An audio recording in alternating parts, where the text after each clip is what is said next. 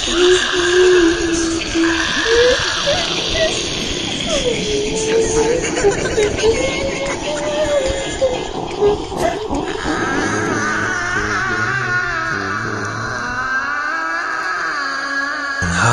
gabi.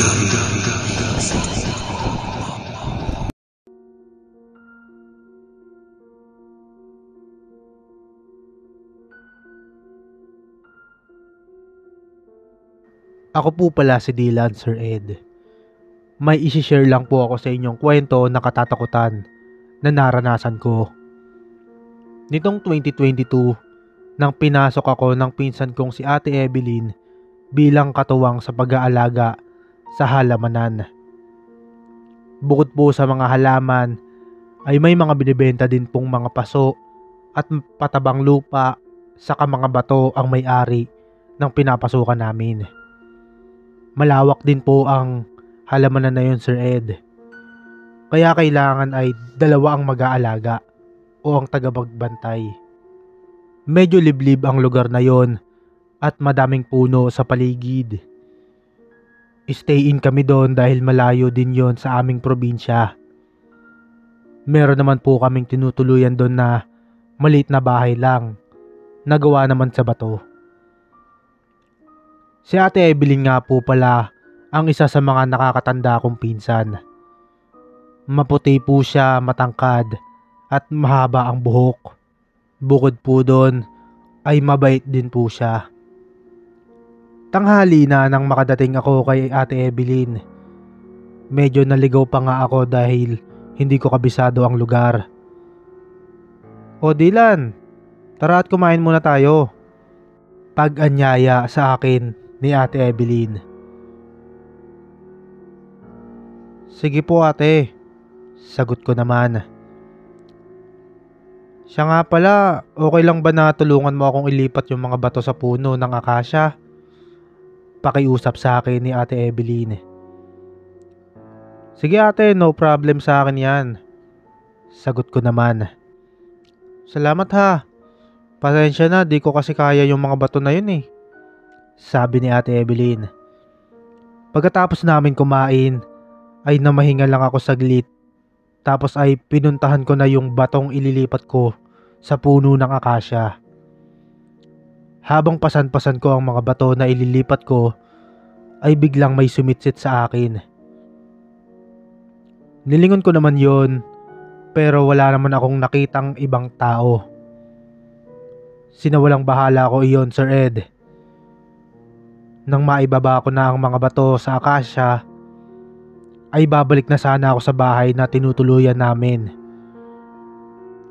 Nang biglang may bumato sa akin.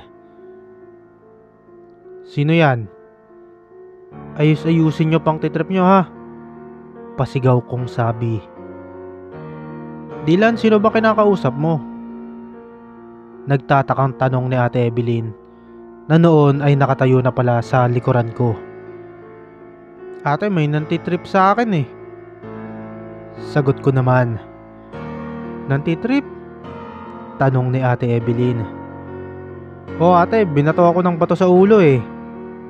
Asar na sagot ko. Walang ibang tao dito kundi tayong dalawa lang. Halika na nga at ituturo ko sa iyo ang magiging trabaho mo. Umalis kami at pinaliwanag sa akin ni Ate Evelyn ang magiging trabaho ko sa halamanan. Ako daw ang magdidilig sa mga halaman sa likod ng bahay. At siya naman daw ang sa harap. Tapos ay tutulong din daw ako kapag may mga ikakarga na bato, paso at halaman pagdadating ang pipick up na truck pang deliver. Isang araw matapos naming magdilig ni Ate Evelyn ay nagpahinga kami at nagkape. O ate, magkape muna tayo. Masayang tugon ko kay Ate Evelyn. Ate, ilang taon ka na nga pala ulit? Tanong ko. 28 na ako. Bakit mo naman natanong? Sagot naman ni Ate Evelyn. Nagtataka lang ako ate. Wala ka pa nagiging boyfriend no? Sabi ko naman. Ayoko muna mag-boyfriend. Di pa kasi pwede, nag-aaral pa yung bunso namin. Pero alam mo, may manliligaw na ako. Sagot naman niya. Manliligaw? Taga dito lang din? Tanong ko naman. Oo, nandyan lang yun sa paligid-ligid. Lagi din yung nakatingin sa akin at sunod ng sunod. Sagot naman ni Ate Evelyn. Napalingon ako sa paligid. Sunod ng sunod? Pagtataka kong tanong. Oo, makulit yung maliligaw ko na yun eh. Sagot ni Ate Evelyn. Wala naman ako nakikitang sumusunod sa iyo na lalaki eh. Sagot ko naman. Maligno ang manliligaw ko, Dylan. Sagot ni Ate Evelyn. Maligno? Seryoso ka ba ate? Natatawa kong sagot. Oo, bakit hindi ka ba naniniwala sa mga maligno? Seryosong tugon sa akin ni Ate Evelyn. Sir Ed, hindi naman po talaga kasi ako naniniwala sa mga maligno at mga multo. Hindi pa po kasi ako nakakakita nun, kaya hindi ko ito pinaniniwalaan. Sabi nga nila ay to see is to believe. Hindi ko na lang pinansin ang sinabi ng pinsan ko tungkol sa mangliligaw niya. Baka kasi pinagtitripan niya lang ako. Kaya lang po Sir Ed, may isang hapon na napansin kong kakaiba ang kinikilos ng pinsan ko. Ate, bumili ako ng soft drinks at tinapay. Tara, magmerienda muna tayo. Pagyaya ko kay Ate Evelyn. Nasa kalagitnaan na kami ng pagkain nang bigla siyang magsalita. Huwag kang magkakamaling saktan si Dylan, kundi ako ang makakalaban mo. Matigas na tono ni Ate Evelyn. Ate, okay ka lang? Naguguluhan kong tanong. Okay lang ako. Makulit lang tong manliligaw ko. Naiinis namang sagot ni Ate Evelyn. Lumingon-lingon ako sa paligid, ngunit wala naman akong nakitang nangungulit sa kanya. Ate, sure ka bang okay ka lang? Wala naman akong nakikitang nangungulit sa iyo eh. Pagtataka kong tanong. Maligno nga ang manliligaw ko. Hindi mo basta-basta makikita yon. Sagot naman niya. Sir Ed, medyo nawirduhan na ako sa kinikilos ng pinsan ko sa oras na yon. Naglingon-lingon din ako sa paligid dahil baka may camera na nakatago. Malay ko ba kung pinaprank lang ako ng pinsan ko, di ba? Pero wala naman ako nakitang kahit anong camera. Isa pa ay seryoso lang na kumakain ang pinsan ko. Nasundan pa ang ganong ganap ng sumunod na araw. Nagluluto no ng pananghalian si Ate Evelyn nang bigla itong sumigaw. Sinabing ayokong sumama sa iyo eh. At kahit kailan, hindi ako sa iyo sasama. Pasigaw ni Ate Evelyn. Napatakbo naman ako noon galing sa sala dahil akala ko kung anong nangyari sa pinsan ko. Ate, sino bang sinisigawan mo? Tanong ko. Yung maligno. Ang kulit-kulit niya kasi eh. Gusto niya akong isama sa puno ng akasya. Sagot naman ni ate. Sa nagaganap na yon kay Ate Evelyn ay medyo napaisip na ako, Sir Ed. Hindi kaya nababaliw na ang pinsan ko? Dahil nagsasalita na itong mag-isa. Minsan nga po, Sir Ed, pinagmamasdan ko po si Ate Evelyn at nakikita ko siyang nagsasalita mag-isa at hinahampas niya ang kanyang magkabilang tenga. Sir Ed, naawa ako noon kay Ate Evelyn. Kaya naman tinawagan ko ang mama ko para sabihin kung ano ang nangyayari sa pinsan ko. Kaya ayaw sana kitang payagan na si Evelyn ang makasama mo sa trabaho. Parang may diferensya din yan sa utak. Nakita ko na din kasi dati yan na nagsasalitang mag-isa. Sabi ni mama. Grabe naman sa diferensya sa utak, ma. Baka stress lang. 'Di ba siya din nagpapaaral sa kapatid niya? Yung bunso? Sagot ko naman. Napansin ko din, ma, lagi niyang nababanggit sa akin yung manliligaw niya. Yun daw yung lagi niyang sinisigawan. Kaso yung manliligaw daw niya, ma, maligno. Dagdag ko pa. Maligno? Manliligaw niya, maligno? Parang may naalala lang akong ganyan. Sabi ni Teresa gustuhin daw yang si Evelyn ng mga maligno. Alam ko pinaalbularyo pa yan dati. Pero ewan ko kung totoong na maligno nga yang si Evelyn. Sir Ed, katulad ko ay hindi din po naniniwala si mama sa mga multo o maligno. Matapos kong kausapin si mama, ay bigla akong may narinig mula sa taas ng puno na kumakaluskos. Pagtingin ko ay nakita ko ang isang malaking sanga na pabagsak mula sa kinatatayuan ko. Mabuti na lang po, Sir Ed, at agad akong nakailag ng araw na yon. Pero hindi ko yung binigyan ng pansin o anumang kahulugan.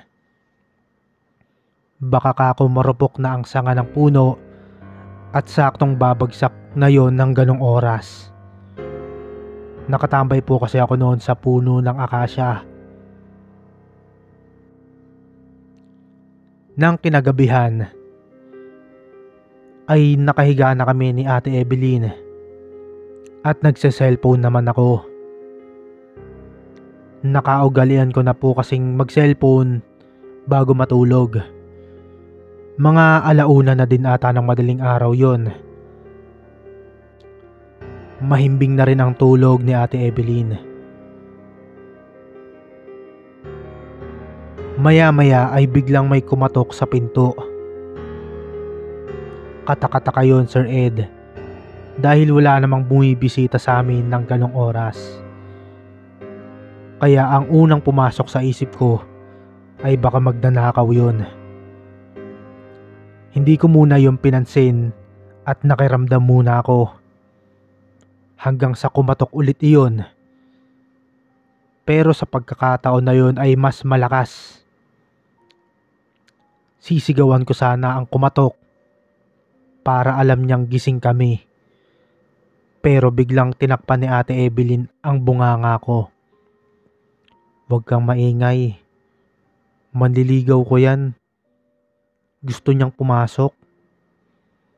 Pabulong na sabi ni Ate Evelyn. Sir Ed, medyo tinablan po ako ng takot ng oras na yon. Kung ganun pala ay totoong may manliligaw ang pinsan ko na maligno. Hindi po pala siya nasisiraan ng bait. Maya-maya pa nga ay nawala na ang kumakatok. Bumalik ka na sa pagtulog mo, sabi ni Ate Evelyn. Sir Ed, nasundan pa ang mga ganong pangyayari ng mga sumunod na gabi. Tuwing madaling araw ay laging may kumakatok sa pinto namin sa labas. Palakas ng palakas ang katok na yon. Meron pa nga pong isang pangyayari, Sir Ed. 9:00 pa lang po ng gabi noon. Habang nag-FB ako ay may narinig akong kumakanta. Mahinang kanta lang yon kaya hindi ko gaano maintindihan kung ano yung kinakanta niya. Inakala ko nung una na si Ate Evelyn yon. Kaya hindi ko binigyan ng pansin. Pero maya-maya pa ay nakita kong papalapit sa akin si Ate Evelyn. Narinig mo ba yun? Yung kumakanta? Sabi ni ate. Hindi ba ikaw yun, ate? Sagot ko naman. Hindi. Ano ka ba? Kailan mo ba ako narinig na kumanta? Yung maligno yun.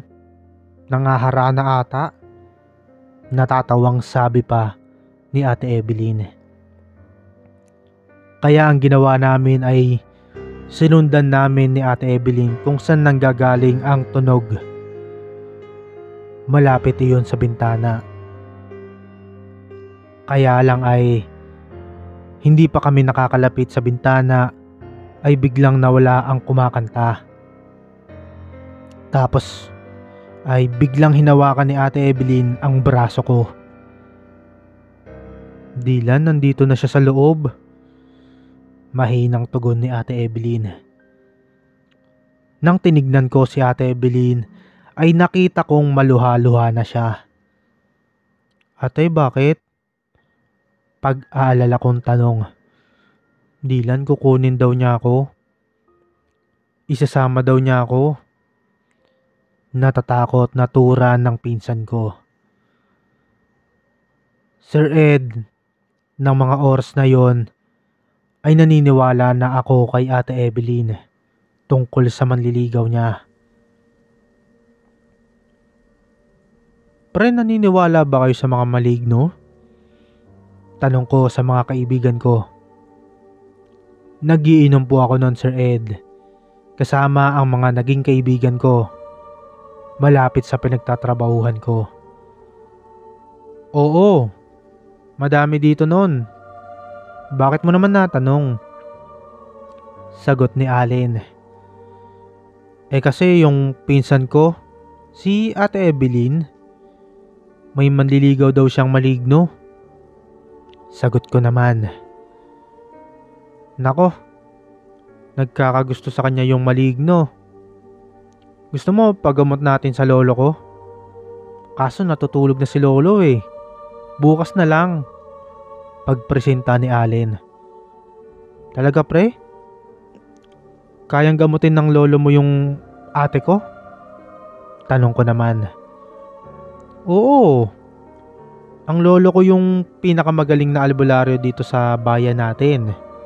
Sagot ni Allen. Sige. Bukas puntahan nyo kami sa bahay Sagot ko. Matapos ang ilang bote ng gin ay biglang nag-brown out. Sobrang dilim nun, kaya napagpasyahan ko ng umuwi. Naalala ko din kasing babae ang pinsan ko at nag-iisa lang ito sa bahay na tinutuluyan namin.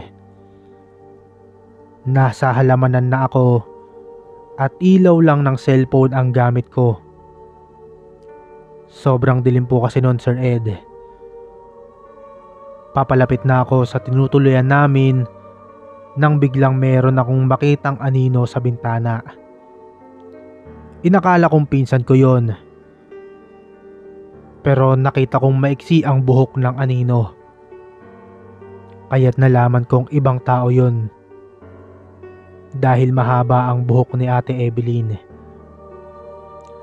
Kaya kahit nahihilo ako, ay binilisan ko ang paglalakad. Pagdating ko sa bahay, ay nakita kong bukas ang pinto. Kinabahan na ako, Sir Ed. Dahil baka may masamang loob na ang pumasok sa bahay na tinutuluyan namin. Pagpasok ko ay agad na baling ang tingin ko sa isang aninong nakaupo katabi ng pinsan ko habang natutulog. Nakatingin lang ito sa pinsan ko, Sir Ed. Wala kasing kwarto ang tinutuluyan namin. Pagpasok mo ay sala agad. At sa sala na din kami natutulog. Nang gabi na yon ay tanging sinag lang ng buwan ang nagsisilbing liwanag. Sino ka? Matapang na tanong ko. Pero hindi umimik ang anino. Tatanglawan ko sana siya ng flashlight ng cellphone ko. Pero shutdown na pala ito. Nang lalapitan ko sana ito ay bigla itong tumayo. Nanindig ang balahibo ko, Sir Ed. Hindi po ako nakagalaw sa takot. Isang malaking lalaki, pula ang mga mata at mabalahibo ang pangangatawan at ang itsura niya. Hindi siya tao, Sir Ed. Napasigaw ako sa takot, dahilan para magising si Ate Evelyn. Agad niya akong pinuntahan. Dylan, bakit? Anong nangyayari sa'yo? Pag-aalalang tanong ni Ate Evelyn.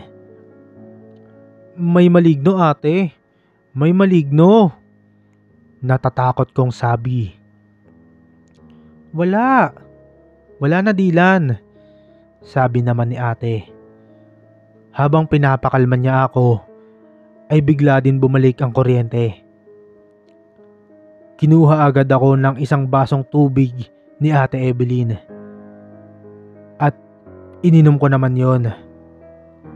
Tapos ay kinwento ko sa kanya na may nakita akong anino o maligno na katabi niya ng pag-uwi ko. Ayun nga daw ang manliligaw niya. Hindi daw niya kasi nasara ang pinto dahil hinihintay daw niya ako makauwi. Nagse-cellphone daw siya habang nakahiga, pero hindi daw niya namalayan na nakatulog na pala siya. Habang nagsasalita si Ate Evelyn ay bigla siyang tumahimik. Ate, okay ka lang ba? Tanong ko. Pero hindi siya umimik. At bigla na lang siyang yumuko. Kasabay ng pagyuko niya ay bigla din siyang tumawa. Nakangiting humarap sa akin ang pinsan ko, Sir Ed. Ibang-iba ang itsura niya. Nang sandali na yon, ay alam kong hindi na si Ate Evelyn ang kaharap ko. Kaya't tumakbo na ako palabas. Pero agad niyang nahawakan ng mahigpit ang kamay ko. Ate, nasasaktan ako. Natatakot kong sabi. Pero tumawa lang siya. Nagpumiglas ako hanggang sa makawala ako. Tumakbo lang ako hanggang makalabas sa halamanan. Hindi ko malaman ang gagawin ko noon, Sir Ed. Tapos ay bigla akong naisip ang lolo ni Allen. Naalala ko yung kinwento niya na albularyo yon at may kakayahang manggamot. Kaya agad kong pinuntahan ang bahay nila. Pagdating ko doon ay agad kong sinabi kung anong nangyayari sa pinsan ko. Ginising naman agad ni Allen ang lolo niya at nagtungo kami sa bahay na tinutuluyan namin. Ngunit pagdating namin doon ay wala naman si Ate Evelyn. Kaya't hinanap namin siya sa buong bahay. Natagpuan namin siya sa puno ng akasya. Nakita naming nakatayo lang din doon si Ate Evelyn at tulala. Tapos ay dahan-dahan siyang tumingin sa amin. Sinabi sa amin ng lolo ni Allen na hawakan daw namin ng mahigpit si Ate Evelyn. Kaya't sinunod namin yon. Pero napakalakas ni Ate Evelyn. Kahit 3 na kami ni Allen ang nagtutulong-tulong upang pigilan siya, ay nagagawa niya pa ring itulak ang isa sa amin. Naawat lang si Ate Evelyn nang may isinuot na kwintas ang lolo ni Allen. Kaya bigla itong kumalma at nawalan ng malay. Pinasok namin sa loob ng bahay si Ate Evelyn at naiwan naman ang lolo ni Allen sa puno ng akasya. Nang magising si Ate Evelyn, ay pinainom agad ng lolo ni Allen ang pinsan ko ng isang basong tubig. Hindi na daw babalik ang manliligaw ni ate. Pinalipat na din daw niya ito sa ibang puno. Kaya't wala na daw manggagambala sa pinsan ko. Tapos ay yung pinainom naman daw niya na isang basong tubig ay dinasalan na din daw ito ng lolo ni Allen. Bago tuluyang umalis, ay iniwan ng lolo ni Allen ang kwintas na sinuot niya sa pinsan ko. Agimat daw yon at proteksyon sa mga maligno. Inabutan ko ng bayad sila Allen, pero hindi nila yon tinanggap. Magkaibigan daw kami at masaya daw silang nakatulong sa amin. Sir Ed, hanggang ngayon ay dito pa din po kami nagtatrabaho ng pinsan ko. At wala nang kung anong nilalang ang gumagambala sa amin. Hanggang dito na lang po ang sulat ko.